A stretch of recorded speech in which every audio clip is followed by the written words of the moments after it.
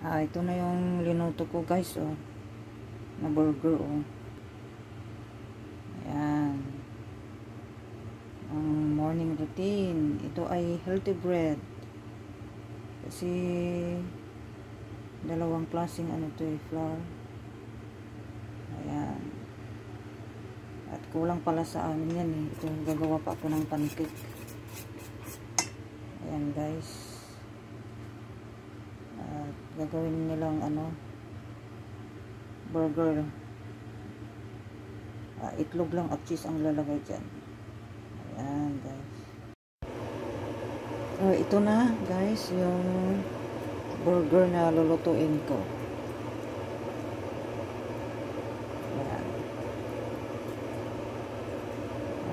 Ibabrasyan ko muna siya ng tubig para hindi ma-dry.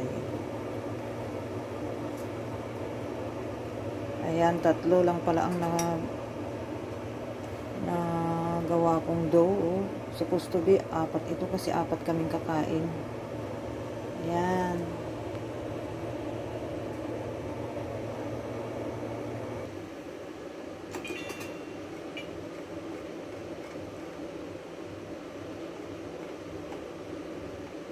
$20 minutes. Ayan.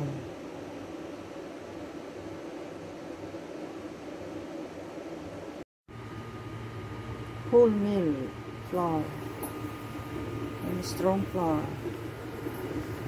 200 grams flour for burger tomorrow.